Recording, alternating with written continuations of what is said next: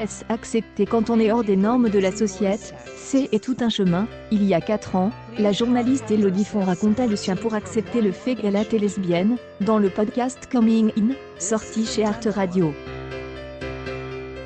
Un tas d'écoutes, de récompenses, dont un outdoor, en 2018, et de messages des auditrices plus tard.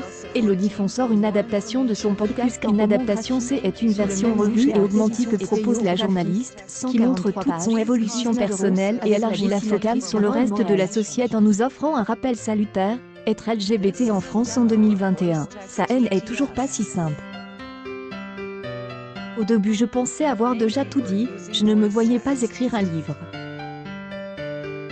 Puis j'y ai été approchée par une éditrice de chez Peyo qui a dit qu'elle trouvait dommage que je n'ai pas fait un roman graphique de Coming In, parce que ce n'est toujours pas une histoire anodine, même en 2021, il faut continuer à en parler.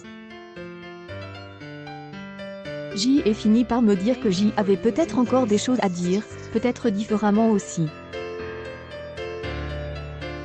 Les 4 années ont été nécessaires pour maturer cela. Ça ne pouvait pas être uniquement un copier-coller du podcast. Même si la trame est la même, j'y avais envie de montrer où j'y en étais 4 ans après, comment je me sens aujourd'hui, ce que j'y ai appris depuis. C'est totalement ça. Quand le podcast est sorti, j'y avais l'impression d'être, moi, au bout du coming in. Je me suis en fait rendu compte assez vite que j'y avais encore beaucoup de chemin à faire pour accepter tout un tas de choses de mon propre parcours. Et grâce à tous les témoignages que j'y ai recueillis après le podcast, tous ces gens me racontaient un petit bout de leur vie et ça m'a fait avancer dans la mienne. Mon regard a évolué, en particulier sur les lesbiennes.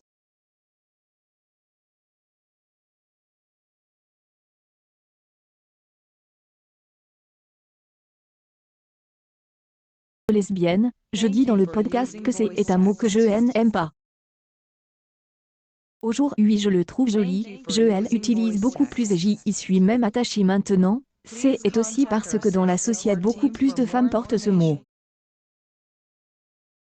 Des cas je dis, mes angoisses n'ont pas totalement disparu. Comment se faire confiance quand on est menti pendant des années, quand on n'a pas su reconnaître ses sentiments, pas su les accepter, pas su les partager? Comment faire pour aimer sans douter? Je pense que le chemin est extrêmement long quand on est longtemps force. Car ton corps s'en souvient, il s'en souviendra toute ma vie. Mon esprit se souvient de ce que je me suis infligé, de ma difficulté à m'accepter. Certes, je peux me dire que je suis heureuse aujourd'hui, mais je pense qu'il reste une cicatrice, je suis contente d'avoir aussi à mettre des mots là-dessus.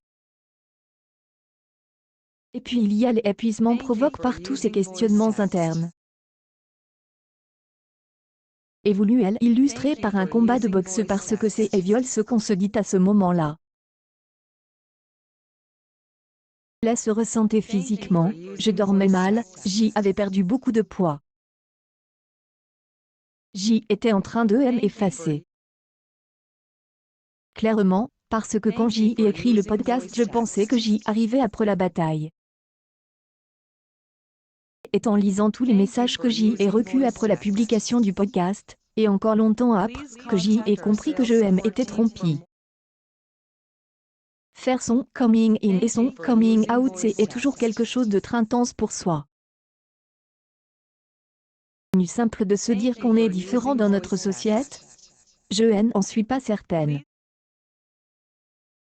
Même si l'environnement global est peut-être plus ouvert, ce n'est sans doute pas le cas partout ni dans tous les milieux, même dans la jeunesse. À titre personnel, je crois que je suis plus militante aujourd'hui qu'en 2017. J'y ai tellement entendu de gens depuis me remercier en me disant qu'on manque tellement des histoires, de représentation et c'est vrai. Moi aussi ça me manque. Ça me manque toujours. Sur le fait d'être maman dans un couple lesbien, il n'y a tout simplement pas de représentation. Donc il faut continuer à en parler et c'est aussi pour ça que j'y ai dit sur les réseaux sociaux que j'y attendais un enfant. N n'avait pas du tout conscience de ça en 2017. Ça a fait du bien. Pour moi, le coming in provoque beaucoup de logorette. J était très joyeuse. C est le sentiment d'arriver à une adéquation avec soi. Au fond de toi, qu'il y a quelque chose qui n'est pas exactement comme ce que te racontent les autres. Et là, je me suis dit je suis enfin au bon endroit. C est anecdotique, mais moi, ça est exprime par les fringues par exemple, des où je me sentais autorisée à m'habiller comme je voulais.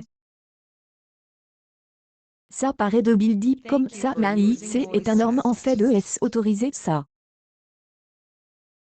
Complètement, je le ressens que le coming in est encore en train de se faire.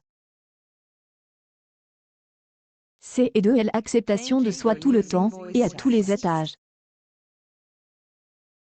Aurait pu ne pas parler de ce divorce, après tous les gens qui n'ont pas écouté le podcast ne savent pas que j'y étais mariée à l'époque. Je me suis dit qu'il fallait aussi raconter que les couples homo divorcent. Encore un peu fleur bleue dans les représentations des amours lesbiennes. Dans les prochaines années, ça va être intéressant de voir quels récits émergeront pour raconter les histoires des amours homo dans toutes leurs complexités aussi. On n'en reste pas au ça a l'air tellement mieux d'être lesbienne oui, c'est vrai, mais ce n'est pas aussi simple que ça.